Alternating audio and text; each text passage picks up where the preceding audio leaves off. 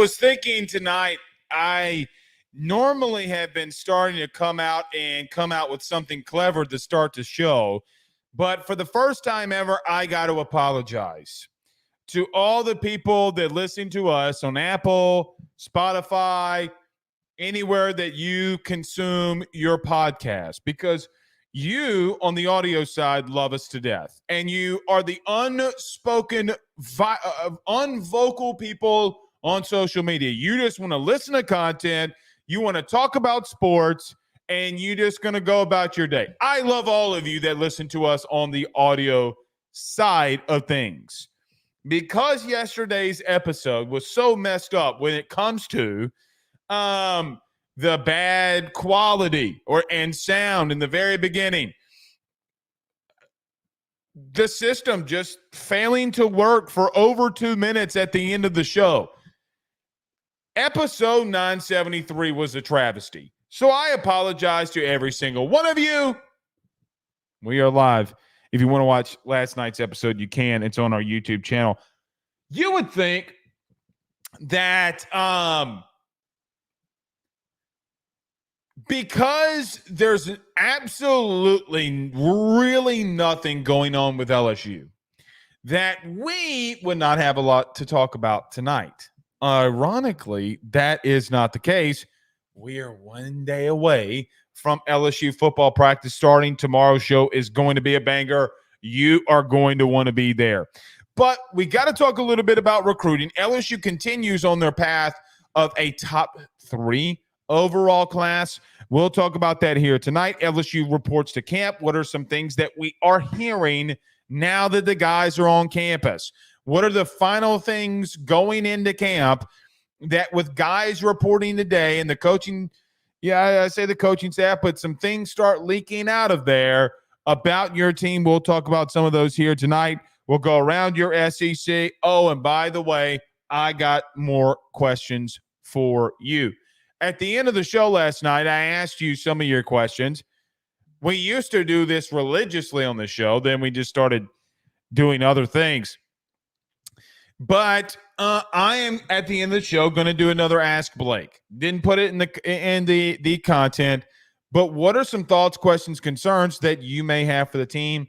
As tomorrow, we're going to get some of those answers to start as well.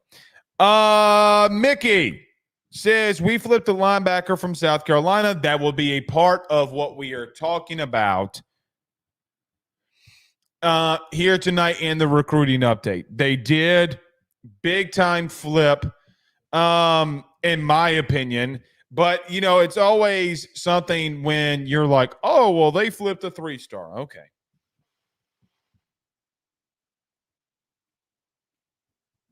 Well, you know what I'm going to do? I'm going to start trusting Blake Baker a little bit until he gives me a reason not to.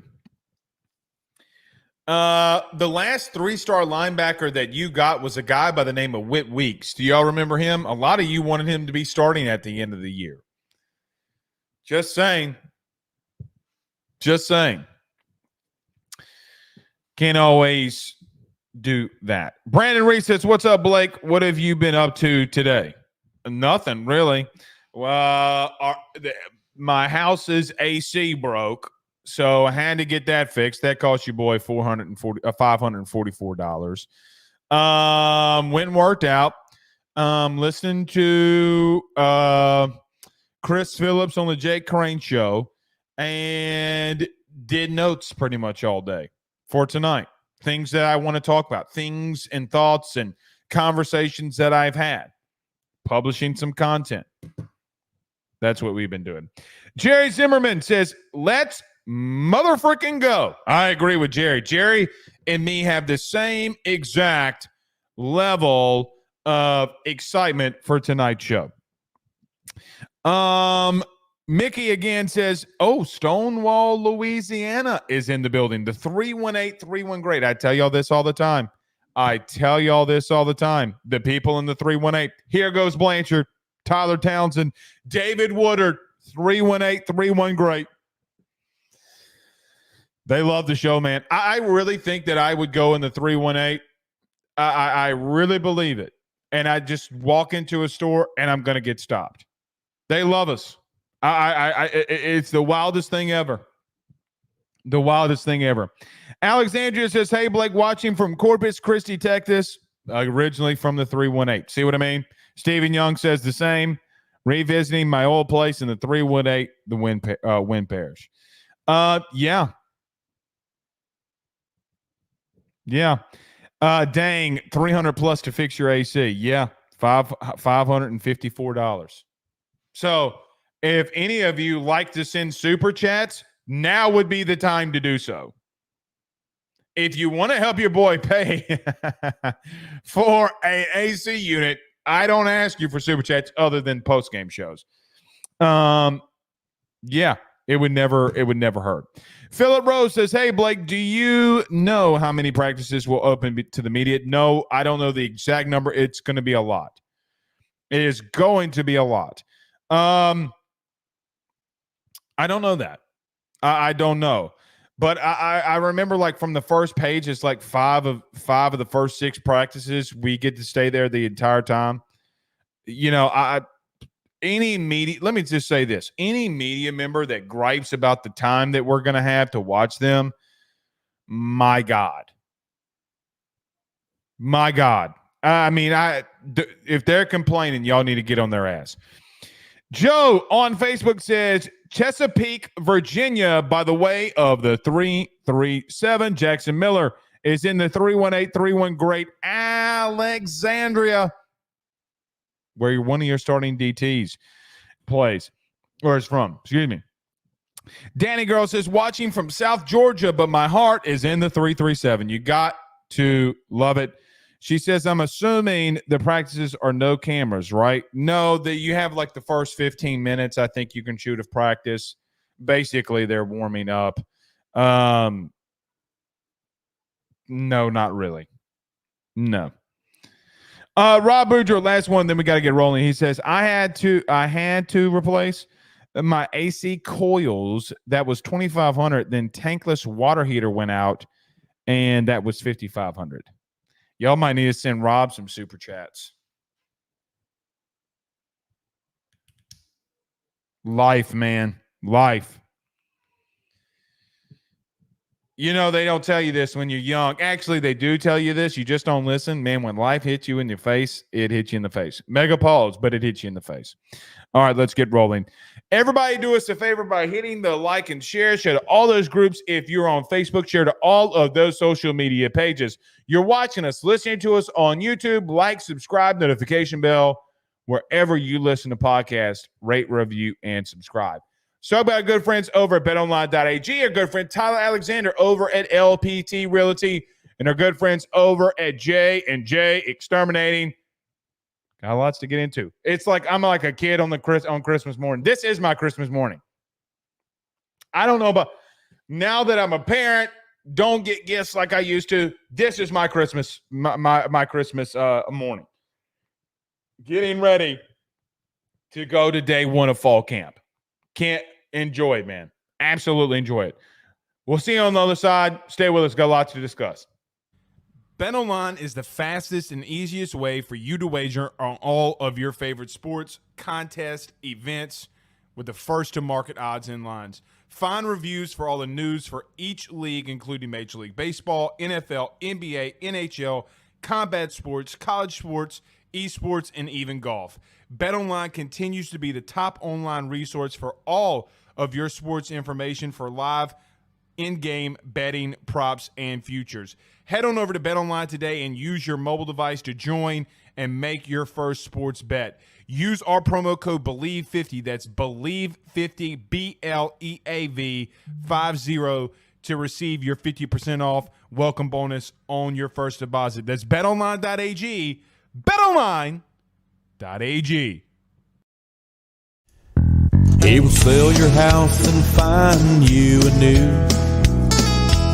Well, Tyler's the man, he's here for you. If you want to buy or sell, well, it's not too late. Dial 955-0008. Just call 955-000, hey.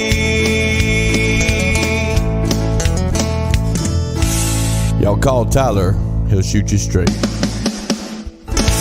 Louisiana is unique. The food, the festivals, even the bugs. No, not mud bugs. Unwanted bugs like these. The ones you don't want crawling in your home or business. Trust the Shield from J&J Exterminating. We've been protecting Louisiana homes for over 50 years, earning the trust of our clients because we deliver what we promise. Protect your home from pests. Get the Shield from J&J Exterminating. J&J Exterminating. Yeah. J&J has protected Louisiana homes and businesses for over 60 years. Call him today, make the pests go away. J&J Exterminating. Yeah.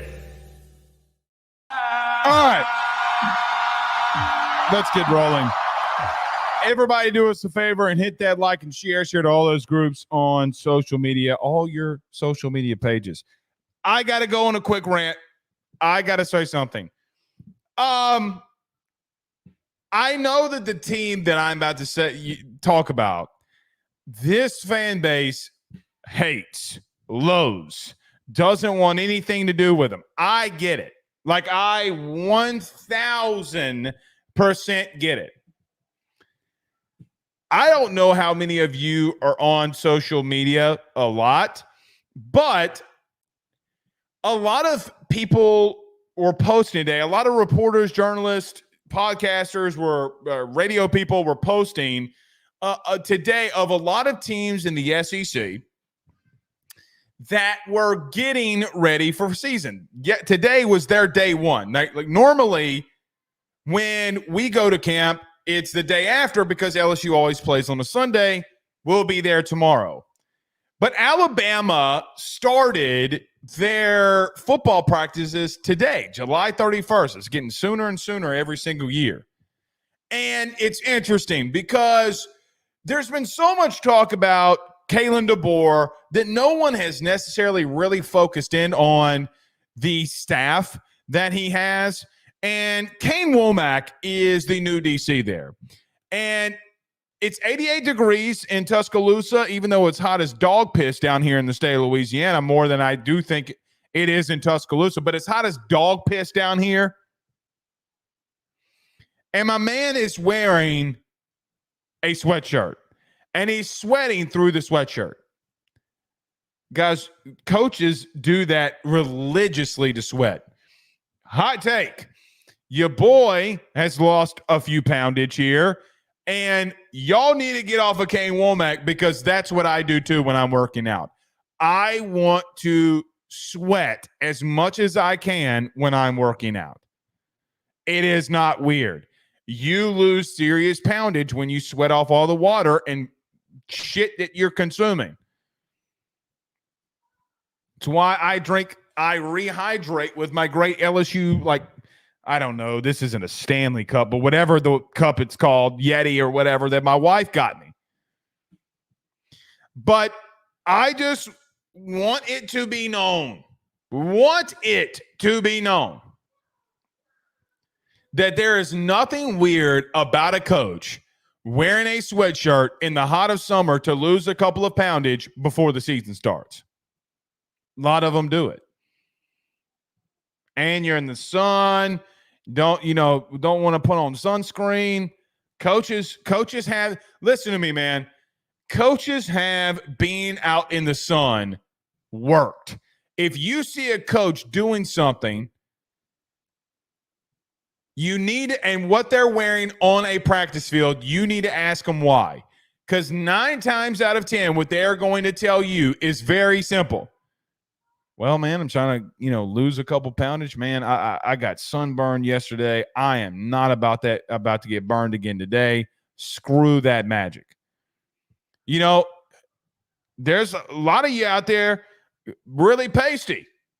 I see some of the guys, the journalists, putting on sunscreen when during spring and summer. I remember a journalist last year covering themselves and sunscreen. Hey, man, you got to stay ready to go. Your boy doesn't. Probably should be doing it, but I don't. If you want to learn how to lose weight, look at a linebackers coach. By the way, Blake Baker is going to be doing the same exact thing tomorrow, and subtly, I'm starting to stick up for him too. I'm going to stick up for him too because he did it all spring.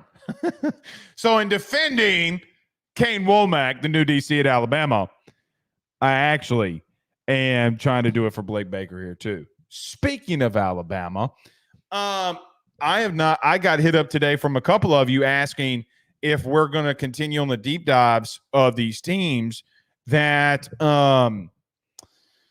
we have been going down and talking about in the SEC, basically just talking about every opponent that LSU will face this year. Yes, we're doing the Alabama deep dives tomorrow. I'm not going to spend an hour plus on just practice alone.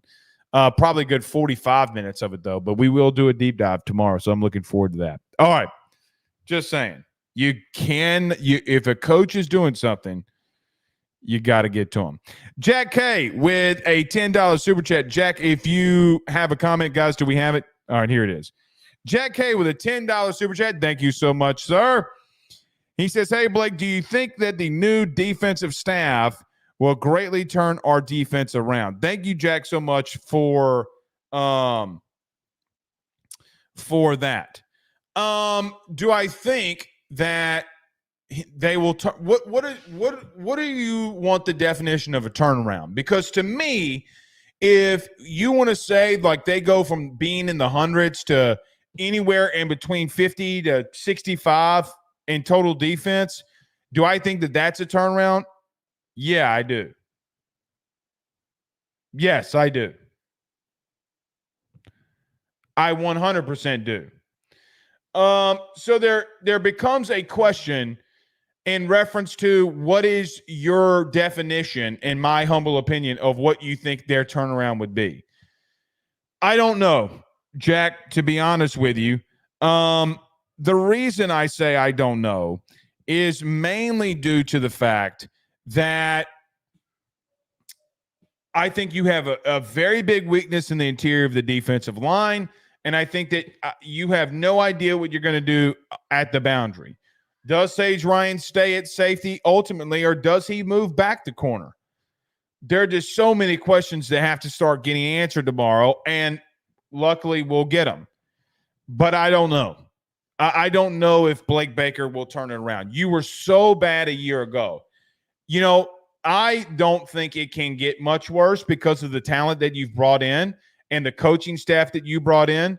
But could it get worse? Yeah, it actually could get worse. I mean, it could be worse. I don't think that it will be. I do think that your offense does play a role into how your defense will react. Let me give a quick thought. I do think that you're going to play a little bit of ball control at times. I do think that you're going to, I'm not going to say just pound it. You're not going back to not being open, spread, throw it around. I'm not saying that. What I will say, though, I do think that there comes a point that when you play ball control like that, it significantly helps your defense. Another thing is if you play somewhat of ball control, then now that you are allowing iPads and things like that on the sidelines, how long does it take Blake Baker to get to Greg Penn and to Harold Perkins and really start learning and catching up and defending things better? I think that is ultimately going to be the question that you will have, and would say, man, it didn't mean shit, or man, yeah, it did, and it really was a really big impact. So many things go into the season that we just don't have the answers to. Do I think that there'll be a top 75 defense, a total defense? Actually, yes, I do. But I don't know how drastic it gets in being better.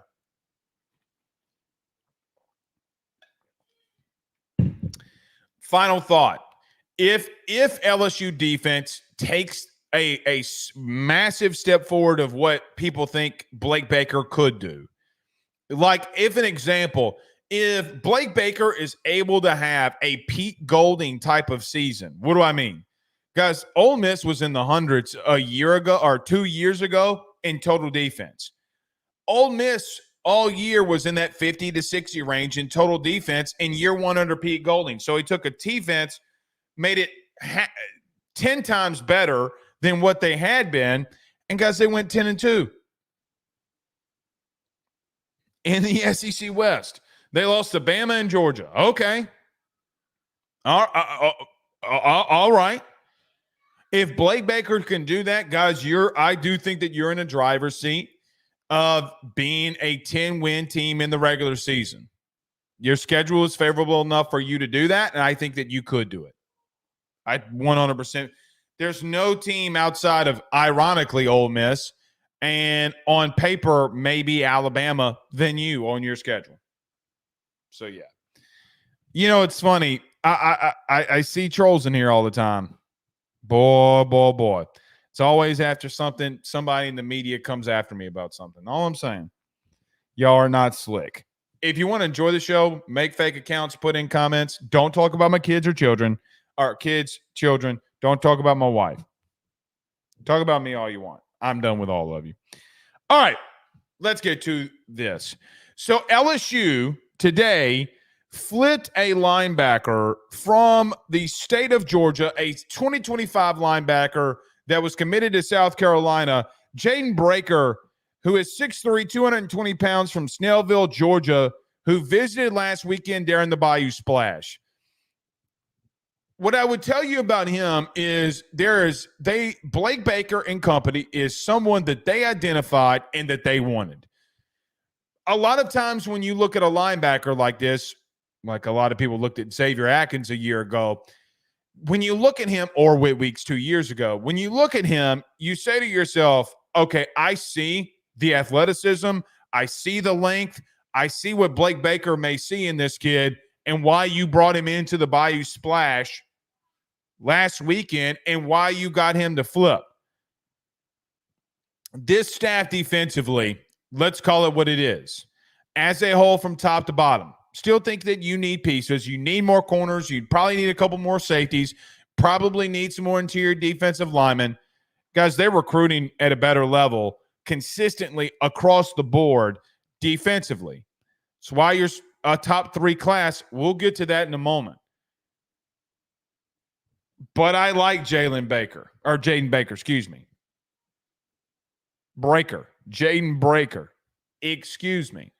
I like Jaden Breaker.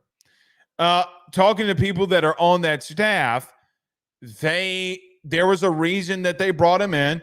There was a reason why they were pretty gung-ho and why they got a flip within days. And the truth is, it didn't take days because the kid committed this weekend when they brought him in.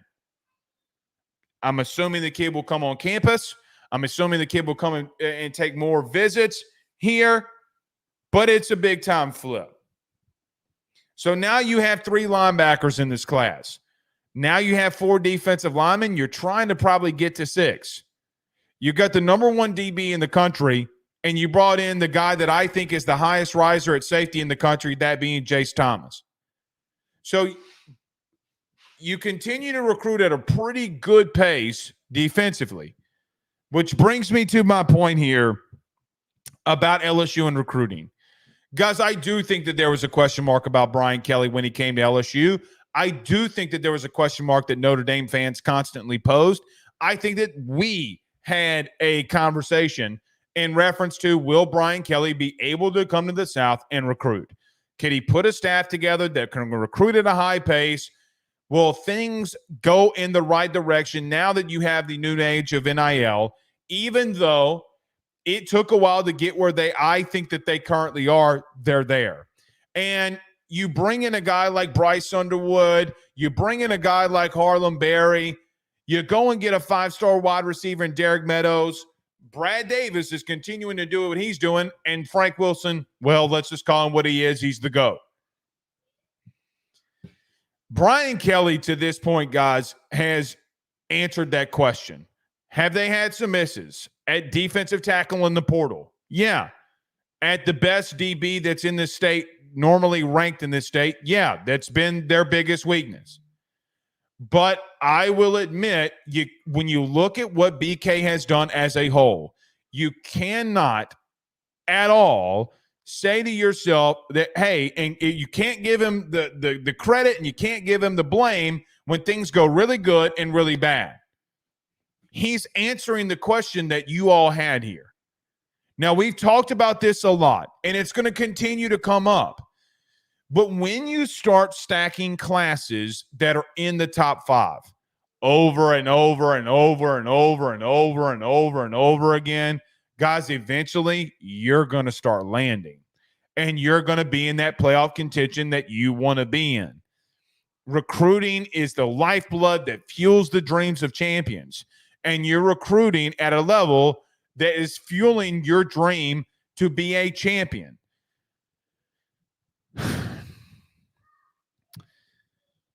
You got to keep this pace. You got to keep the pace up in the portal. It's ironic because there's no telling what will happen during the season that could make me potentially feel other than the way that I feel at the current moment.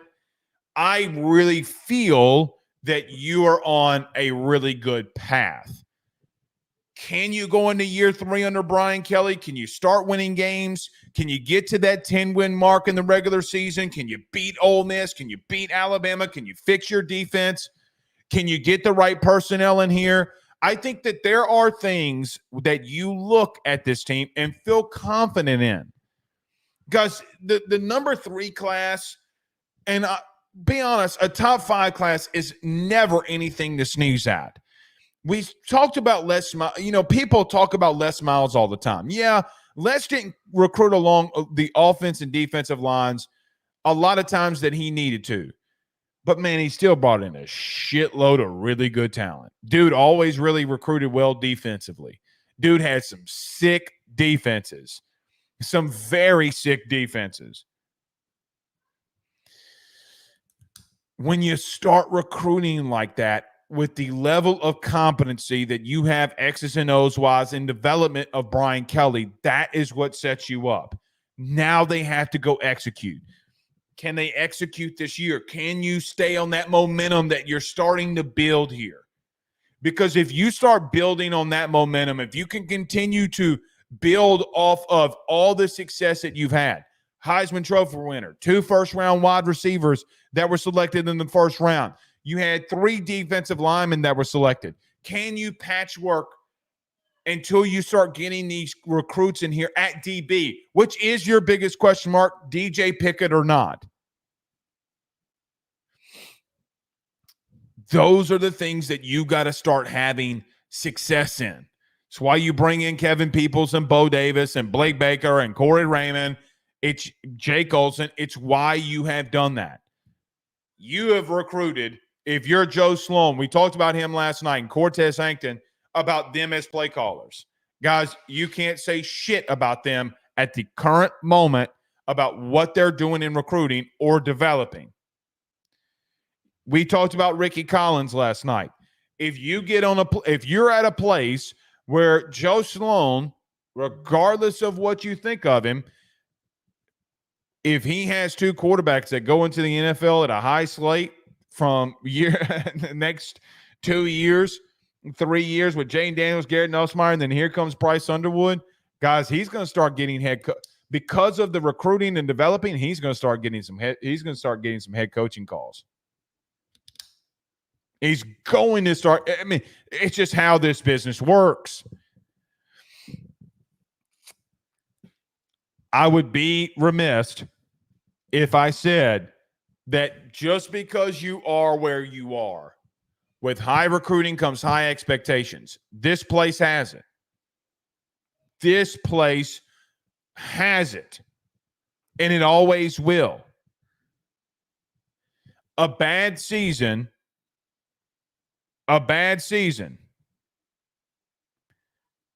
can legitimately railroad the perception of where your program is.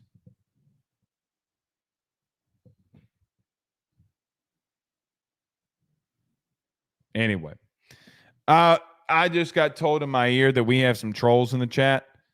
Yeah, you can take them out. You can take them out.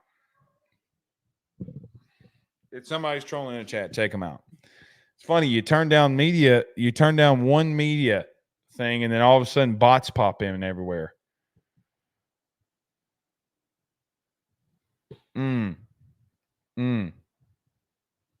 Sorry, guys that are in the chat. I can't help that. What are your thoughts about Brian Kelly and recruiting? Put it inside the chat. Let's talk about that.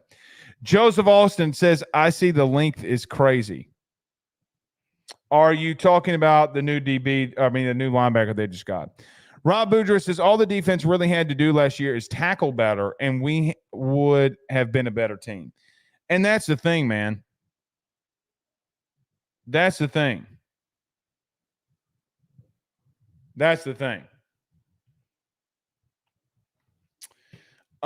Chad says, you should see the suits and clothes that I had to wear when shedding water weight for wrestling back in the day. Oh, dude.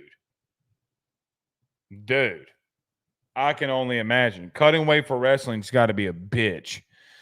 Got to be a bitch. Yeah, they got blocked. Fuck them. I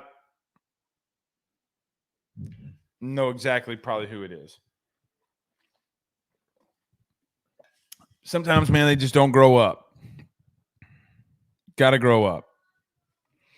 Jared says, that was the first Gabe fight. You ruined it. That was the first ever Gabe fight, and you ruined it. I don't know what that means. Brandon Reese says, I think BK has proven people wrong in recruiting since getting to LSU. Yeah, he has. And we didn't really think that or have a question about him executing like on field. I really don't think that anybody thought that. Now they got to go into year 3. Now, look, BK has said going into this year that they are like, this is the year, right? Like, this is the year that y'all start getting things going. And when you say that, you got to live up to it, right? Like, you got to live up to when you say that, like, year 3 is the year, year 3 is the year, year 3 is the year, year 3 is the year. Now you got to go execute. Guys, look, here's my final thing. I didn't think we would get here tonight. I was not going to do my projections on the season. Here it is. I'll give it to you now. Guys, I think that you can go 9-3, 10-2. It's going to be tough. You got a lot of questions that you have to answer. I do think that you have enough talent to get you there. I don't think you're an 8-4, 7-5 team. Your schedule is favorable enough that your God's honest ceiling, if you hit on the things that you're supposed to hit on and things get better where we have talked about them getting better, a 9-win ceiling is not obnoxious. I want it to be a 10-year ceiling every year. I want playoff contention every year, if not national title runs. But I don't know what happens at Ole Miss. I don't know, or against Ole Miss. I don't know what happens at Kyle Field. What does Kalen DeBoer look like at Alabama? By the way, you got to get the monkey off your back in week 1 against USC. Can you win one of those non-conference games week 1 coming out of it? You got to get the monkey off your back. So there are question marks. But I've been asked, and I didn't want to do this until camp, but if you're asking me before camp, and let me put a disclaimer on what I just said. Here's a disclaimer. I have the ability to change things when things are coming out of fall camp. If I get my eyeballs on a unit and I think that they're better, I might go more. If I think that they have things have regressed or stayed the same, I can change that. I'm not beholden to what I think we got to go day to day in this thing because it's a journey for us just as much as a journey for that coaching staff, journey for those players. We'll see coming out of all of this. If you can't win 9 games in the regular season, you do not deserve to be in the playoff. There, I said it. You don't deserve it. Doesn't mean that you're not going to get in, right? Like, doesn't mean that you're not going to get in.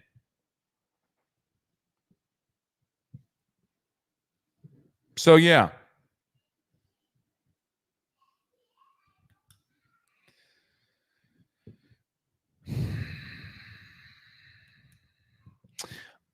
Josh says, could BK top LSU coaches in recruiting eventually? I mean, look, in recruiting, could he look, man, that Saban class in 2000, I mean, I don't know. I mean, potentially he could. I mean, the class, his first true all-overall class, Will Campbell and them, I mean, he could. He certainly could, but he's got to win more with that too, because if you say, well, you recruited well enough, well, then it won't really matter. It won't matter at all. Chris says, what was the knock on the linebacker we flipped today that he was why only a 3-star? I think that people just look at the player and the 3-star and they don't look at the player, because, 5 and 4 stars hit more than 3 stars, which is statistically not true. Statistically, it's not true per the player. I mean, you got 2,000 3-stars, 3,000 3-star athletes, 32 5-stars. Yeah, you're going to know the premier talent in the country when you see it. I mean, the hit rate on 3 stars by the numbers. Yeah. So thank you, Josh, for the super chat. Jarrett with a super chat here, $5. Thank you so much for that. Y'all helping your boy get out of this $500 hole that we're in. Justin Harris says, bring back dominant season openers. I miss those days. You know what's funny, man? LSU went on a very long run of those season openers that they played, and those pretty much always going in your favor. You think of the 11 one against Oregon. I know this wasn't a season opener, but in 2019, actually the last time you won a season opener, even though it was like Georgia Southern, but the real true test was then Texas the next week. What else? You lost to Wisconsin. That sucked. But didn't you play BYU, TCU? I mean, you played some pretty big opponents. UCLA, that's one you lost, but that one didn't go well. Neither did either one of the Florida State ones. Guys, which ones am I missing? You know which one I thought was the craziest? Wasn't Arizona State?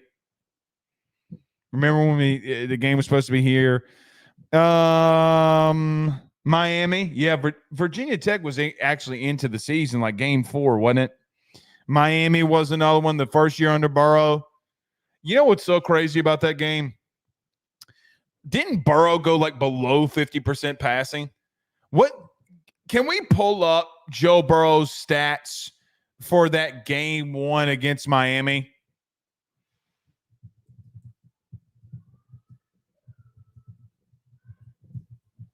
What was Joe Burrow's line in that game?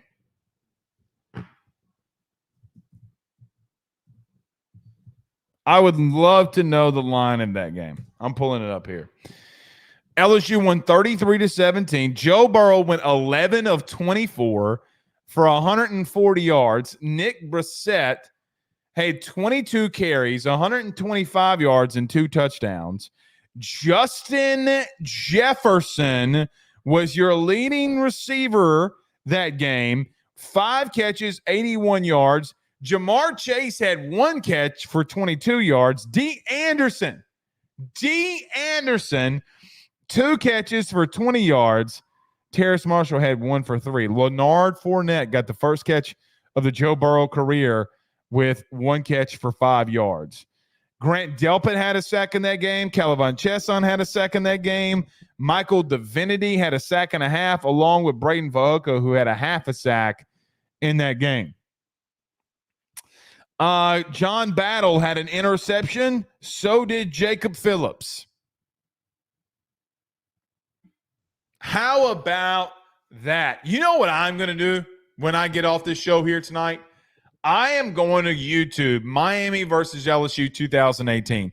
And then I am going to watch LSU's final game, that 2019 game versus Clemson. How crazy. The quarterback's first start, Joe Burrow's first ever start, 11 of 24 for 140.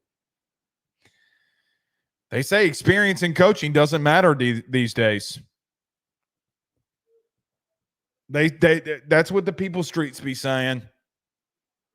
People streets be wrong. Paul Sub says the Virginia Tech was game 2 in 2007. We opened at Mississippi State on a Thursday night. I remember that. Shizite. Yeah. I was in college when that happened. I remember sitting at the Buzz and Hammond watching that game, or maybe Wise Guys. I remember I was at one of those establishments when that game was being played on a Thursday night. Your boy on a let me tell you something. Let me just tell you this. On a Thursday night in Hammond, Louisiana, a decade ago, you were going to see this pretty face. You are going to see this pretty face out and about. I promise you. Yes, sir. No doubt about it. Your boy was going to be out and about. Loose as a goose, don't get me started. That's how I met my wife. Not in the bar. I met my wife through mutual friends at a food place. La Coretta's, believe it or not. It's the first time I ever met Megan. But your boy was out. We was wilding, as the kids would say. Cinco de Mayo. Woo! That tequila got up on you, boy. Sure did. Sure did. North Carolina. Yeah. The man himself. I shouldn't have said this. Every time I say something bad that I used to do in my past, he appears. Father Abear, genuinely can't wait to be hearing all the hype coming out of people being at practices. Let the high hopes begin. Oh, I think there's going to be some Debbie Downers. Speaking of that, thank you, Father, for leading us into our next segment. The players did report today. So some things we're hearing, some final thoughts. Day 1 officially started today. Practice will start tomorrow. Let's talk about some of the things we're hearing. We'll get to that next after the break. Stay with us. Guys, you might know my good friend Carol Falls and all the great service that he provides over at State Farm. He is your good neighbor after all. But did you know State Farm has surprisingly great rates as well? Along with a great neighbor service, State Farm agent Carol Falls has surprisingly great rates for everyone inside the state of Louisiana. So call him today at 985-395-4300, 985-395-4300 for all of those surprisingly great rates on auto, home, and life insurance needs. Like a good neighbor, State Farm is there, and individual premiums will vary by customer. All applicants subject to the State Farm underwriting requirement. Guys, I want to talk to you about our good friends over the Drake Williams Law Firm and Drake Title Company. Are you facing tough times due to an injury from a car accident, navigating the complexities of divorce, or purchasing a new home? At the Drake Williams Law Firm and Drake Title Company, they understand the challenges you're going through, and they are here to help. The lawyer team of Ernie Drake III, Ryan J. Williams, and Summer Vignair, along with Morgan Daniels, have the experience and proven track record to give you that peace of mind. Give them a call today at 985-386-7600. That's 985-386-7600 to schedule a free consultation at their brand new office located in historic downtown Ponchatoula. They're also doing a special, the AYS special. If you're refinancing or closing on a home in Southeast Louisiana, request the Drake Title Company to handle your closing. If you mention Blake Ruffino and AYS, you're going to receive a $400 discount on title fees. Again, give them a call at 985-386-7600. Let them know that Blake Ruffino sent you on by. Louisiana is unique. The food, the festivals, even the bugs. No, not mud bugs. Unwanted bugs like these. The ones you don't want crawling in your home or business. Trust the Shield from J&J Exterminating. We've been protecting Louisiana homes for over 50 years, earning the trust of our clients because we deliver what we promise. Protect your home from pests. Get the Shield from J&J Exterminating. J&J Exterminating. Yeah. J&J has protected Louisiana homes and businesses for over 60 years. Call him today, make pests go away. J&J Exterminating. Yeah. You know what I can't stop watching is, did y'all see this thing today of other players reporting to camps? And Nebraska reported today as well. And Nebraska got the number one overall quarterback. I think he wasn't the number one overall quarterback, maybe at the end of all the rankings. I don't remember. But he was for a long stretch of it. Dylan Raiola of Nebraska, who went to Buford, Georgia, was showing up to practice or camp today for Nebraska looking exactly like Patrick Mahomes. And there have been so many people saying and showing and thinking that, he looks like Mahomes, he dresses like Mahomes, he throws like Mahomes, he acts like Mahomes. And every time someone does this in sports, I'm like, oh my God, the kid's going to suck. When you put that expectation on somebody, the kid is going to stink. And then they start showing some of his highlights and what he's already done in Nebraska, even though he was the early enrollee. And I'm like, oh, shit. Oh, damn. Dylan Raiola is freaking good. Then I start thinking, well, shit, you got a quarterback that's going to be the number one guy and Bryce Underwood coming into your camp next year.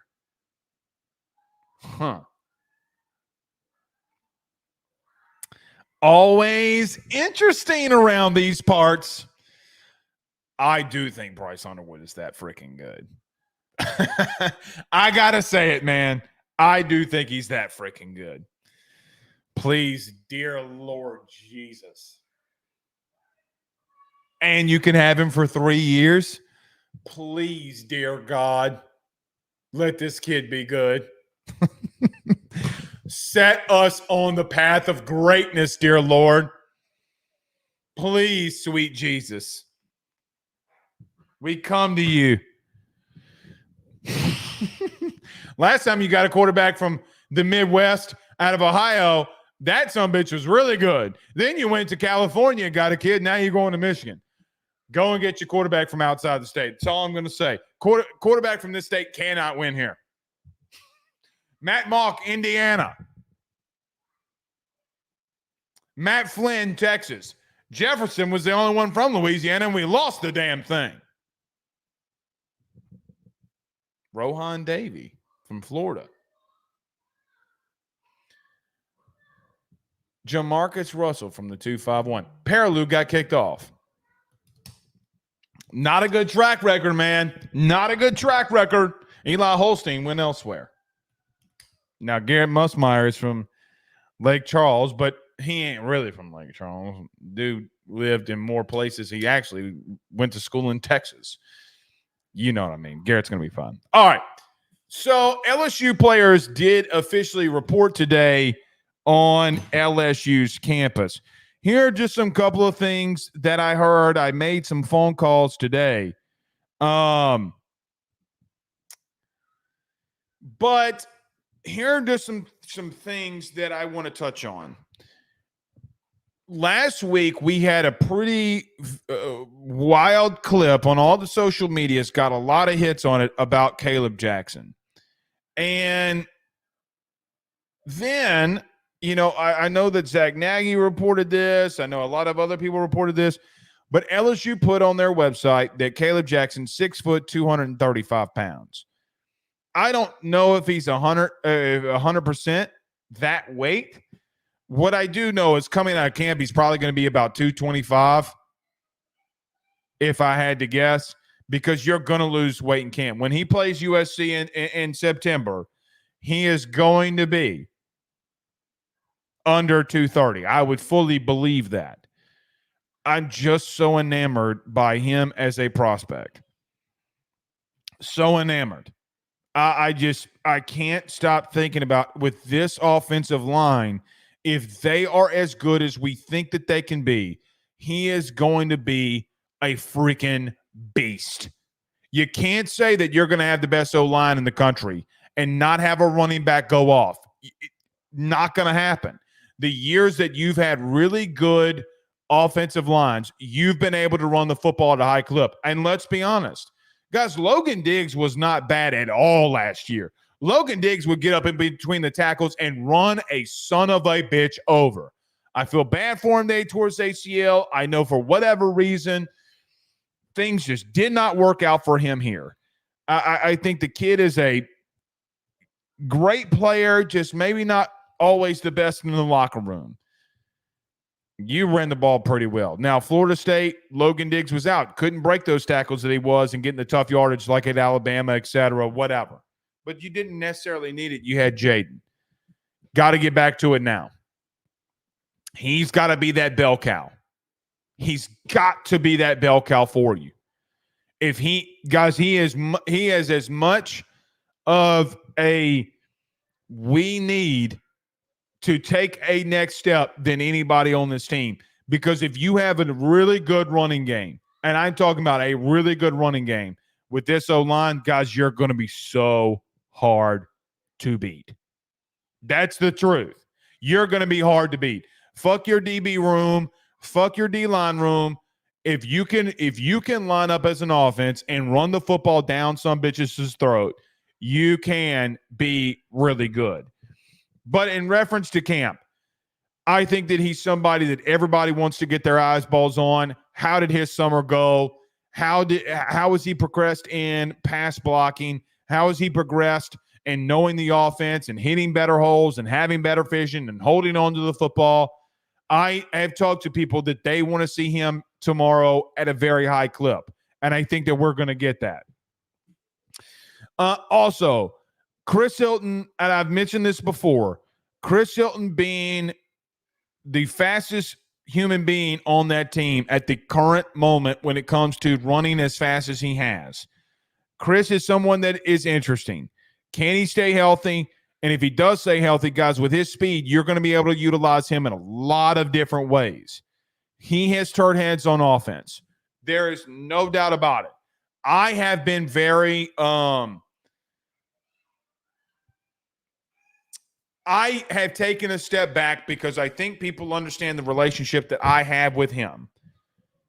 Regardless of that, you can believe me, not believe me. That is what the staff has said. That, like, for example, Chris Hilton was out of town a couple days ago, came back late into town, and the first thing that he did when he left on a Friday, came back on a Saturday, he hit up the coaching staff, hey, I need to get in. I need to catch jugs.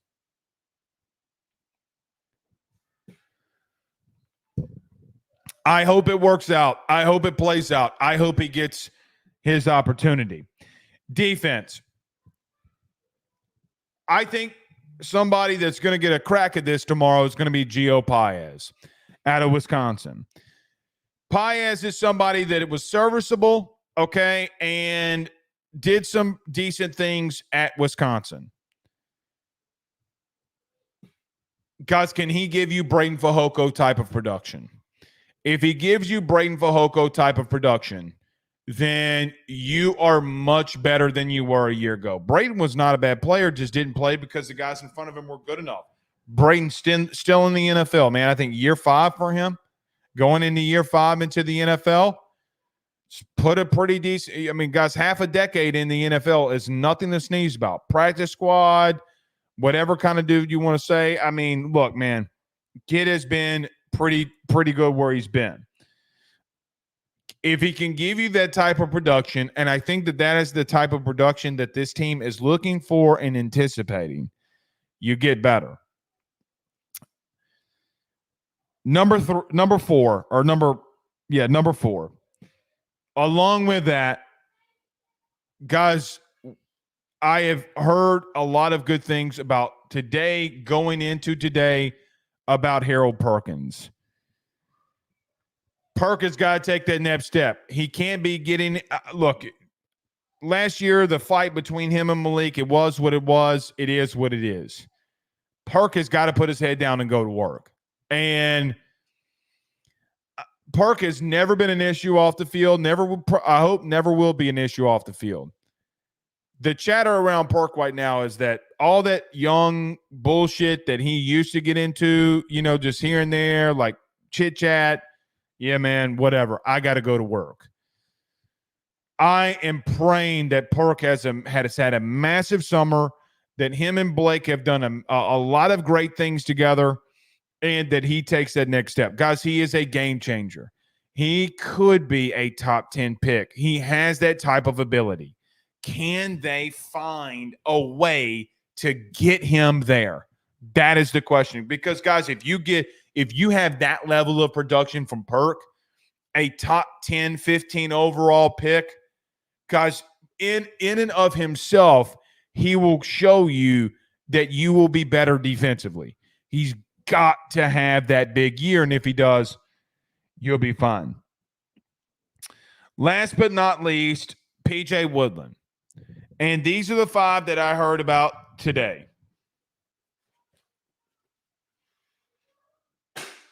Guys, you're going to run out there tomorrow, and PJ Woodland's going to probably, don't know, but I would assume because he was the starter at the end of spring, PJ Woodland's going to be the guy that they run out there.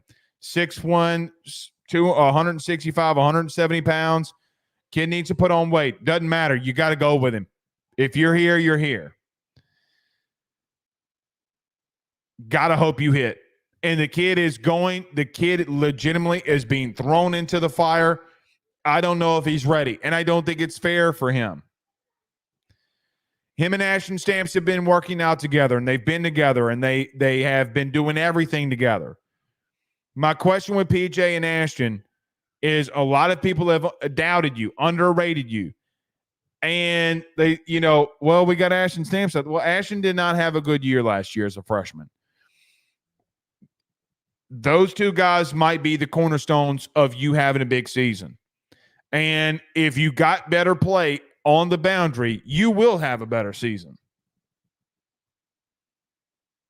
Like, can we have a DB that bats a pass down? Can we play tight man-to-man coverage and bat a pass down on a critical third down? Can we get off the field on fucking third down?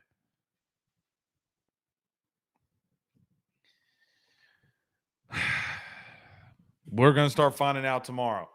All right. Cole Adams says Jelani Watkins was the fastest player on this team, 10.27. Cole, that's actually not accurate, man. They put the miles per hour thing on both of them, and Jelani and Chris raced. Like, multiple eyewitness accounts told me that Chris beat him in a 40. And I think in a 100.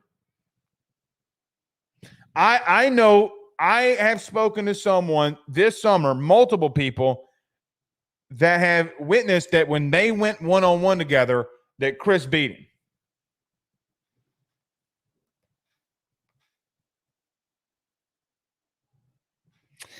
Tyler Townsend, best comment of the night here. Can we just please turn our heads towards the ball? Try. I agree with that. Even if a dude comes down with the reception, at least get your head turned around and fight for the football. I agree. Brandon Reese says, ask Blake, do you think if Hilton and Lacey end up having breakout seasons, they can play themselves into first-round picks? I mean, you saw it with Malik and Brian Thomas Jr. a year ago. I mean, and so did Chris Hilton. His roommate is Brian Thomas Jr. I mean, that was his roommate. He saw it better than anybody.